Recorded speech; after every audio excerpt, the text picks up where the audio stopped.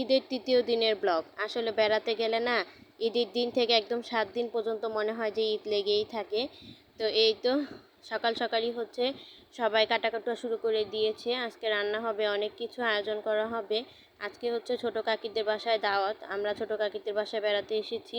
তো এই তো এখানে হচ্ছে রোস্ট করা হবে, সেজন্য মুরগি টুরগি সব কেটে বেছে নেওয়া হচ্ছে। আর ওই তো ওইদিকে গরুর গোস্ত রান্না করবে, সেজন্য গরুর গোস্তটা খুব ভালো করে পরিষ্কার করে নিচ্ছে। আর এদিকে ময় মশলা সব কিছু তো বের করে নিয়েছে। আসলে এই কাকিরা হচ্ছে গাজীপুরে থাকে, তো ওনারা গ্রামে আসছে বেড়াতে, তো ওই জন্যই হচ্ছে সবাইকে দাওয়াত দিয়ে খাওয়াবে। তো সবাই হাতে হাতে কাজ করতেছে, কারণ সবাই যদি হাতে হাতে কাজ না করে তাহলে কিন্তু কাজটা এগোবে না, মানে অনেক বেশি সময় লাগবে, আর কাকে একা একা পারবেও না। সেজন্য এই তো আমার মা হচ্ছে রোস্টগুলো খুব ভালো করে নুন হলুদ দিয়ে মাখিয়ে নিচ্ছিল। তো মাখিয়ে বড় পাত্র থেকে ছোট পাত্রতে রাখতেছিল। আসলে রান্নাঘরটা কিন্তু খুব বেশি বড় না, ছোট একটা রান্নাঘর, সেজন্য সব কিছুই হচ্ছে শর্টকাট, মানে ছোটোখাটো করে করাই হচ্ছে। তো এই তো ভালোই লাগে তাই না, ঈদের পরের দিন যে বেড়াতে এসেছি, এখন একদিন করে বেড়াতে বেড়াতে 4-5 দিন কেটে যাবে। তো প্রথম দিন তো মায়ের বাসায় আয়োজন ছিল, মায়ের বাসায় তো অনেক মানুষ খেয়েছে, প্রায় 36 জনের মতো। তো এদিকেও কিন্তু সেমই 36-40 জনের মতো আয়োজন করা হচ্ছে। আসলে ঈদ মানেই তো আনন্দ তাই না, সব জায়গায় কিন্তু ঈদের আনন্দ ঈদের খুশি লেগেই থাকে।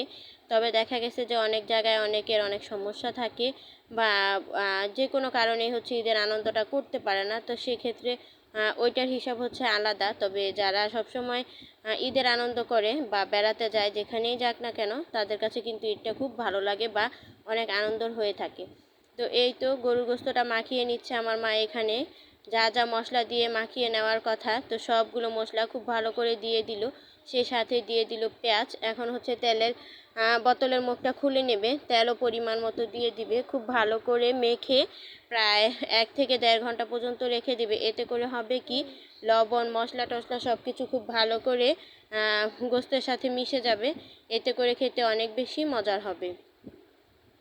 আসলে কম বেশি সবাই তো রান্না করেন, তবে যার যার মায়ের হাতের রান্না তার কাছে কিন্তু খেতে অনেক বেশি ভালো লাগে বা অনেক বেশি মজার লাগে। তবে আমার কাছে কিন্তু সবসময়ই আমার মায়ের হাতের রান্না বেস্ট। তবে আমি যে রান্না করি এটাও যে খারাপ সেটাও বলবো না, আমার হাতের রান্নাও কিন্তু সবাই অনেক অনেক বেশি পছন্দ করে।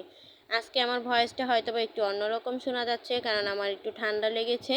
তো প্লিজ স্কিপ করবেন, আপনাদের হয়তো বা একটু কষ্ট হতে পারে ভিডিওটা দেখতে। আচ্ছা, যারা এই পর্যন্ত আমার ভিডিওটা দেখেছেন, একটু হলেও যদি ভালো লেগে থাকে চাইলে কিন্তু আমার ভিডিওটিতে লাইক করে দিতে পারেন। আর যদি খুব বেশি ভালো লেগে যায় তাহলে কিন্তু আমার চ্যানেলটিকে সাবস্ক্রাইব করে আমার চ্যানেলের পাশেই থেকে যেতে পারেন। আপনাদের একটি লাইক আমার এই ভিডিওটিকে অনেকজনের কাছে পৌঁছে দিতে সাহায্য করবে।